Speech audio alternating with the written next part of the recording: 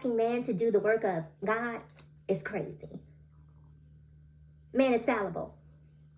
I know some of y'all are going to be upset with me, but I just got to get this off my chest, right? Because I'm watching what's happening in California. I'm watching what's happening as these protests grow across the country, in Chicago, in New York, and Texas. And I keep hearing the same phrase over and over. And that phrase is, this is not what we voted for. And my question is, well, what did you vote for? What did you vote for? Now that you are watching immigrant communities being torn apart, now that you're watching, children being separated from their families, watching people being taken off of their jobs, being treated in the most inhumane ways, now all of a sudden a light bulb comes on and you're saying, that's not what I voted for. And I'm just going to be honest with you guys, right? Like, it's not that I get any satisfaction from watching families being torn apart, watching someone's dreams being taken from them because they wanted to escape to a place and be safe. But there is a part of me as a Black trans woman that is like, now do you get it? Now do you understand? Because saying this is not what I voted for as a Black trans woman makes me feel away. It makes me feel like if he was discriminating against Black people, fine. If he's discriminating against trans people, have a time with that. LGBTQIA plus people, do your thing, Mr. Trump. Just don't come bothering us. But now he's bothering you.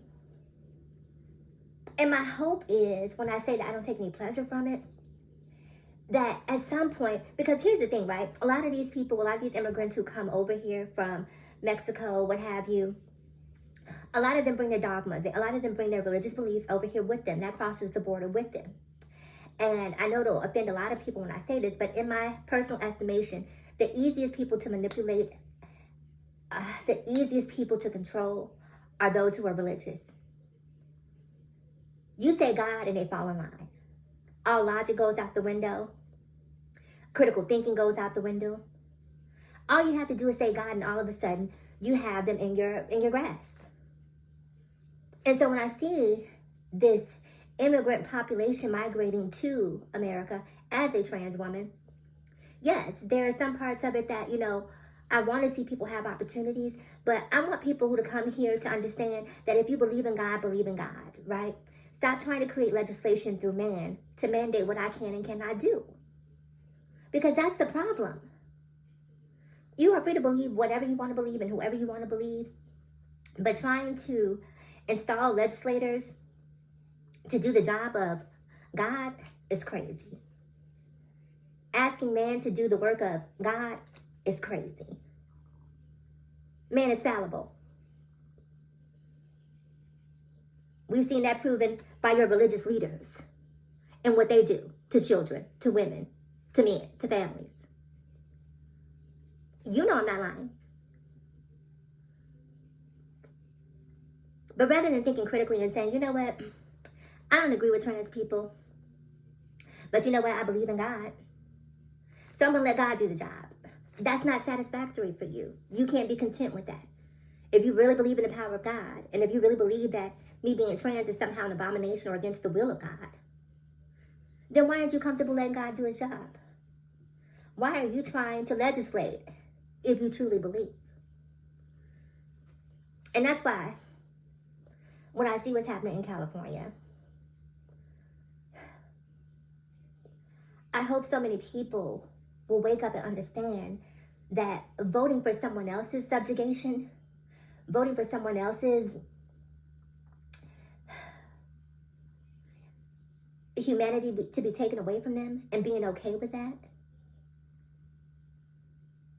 might be to your own demise. Because it was trans people today, and now it's immigrant communities now. Trans people didn't vote for that. The people that you hate, we didn't vote for that.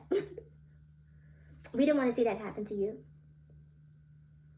Black people didn't vote for that. We didn't want to see that happen to you. But did you have the same care and compassion for us when you were voting and now turn around and saying, that's not what I voted for. What did you vote for? What was it you were voting for if you voted for Trump? Because it's not like, I'm still like incredulous that Donald Trump has been elected. Like,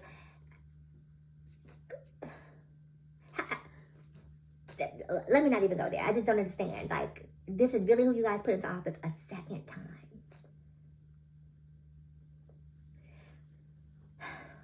I say all this to say,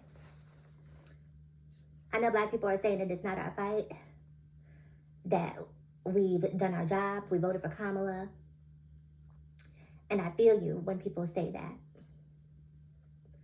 But conversely, I also feel like when we say that, this is the divide and conquer mentality that keeps us from galvanizing. And when I say us, I mean black, I mean Hispanic, I mean women, I mean LGBTQIAP+, I mean Native communities, indigenous communities, I mean every single minority group that is out there when I say us.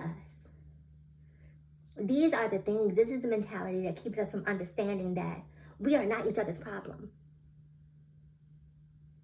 We are not. The 1% is the problem.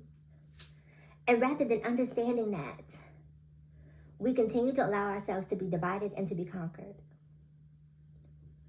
And so while I'm not necessarily gung-ho about standing behind immigrant communities as a black trans woman, I feel like it's necessary for me to do so. I feel like it's necessary for me to stand up and speak out against what is right and what is wrong. And so that's what I'm going to do.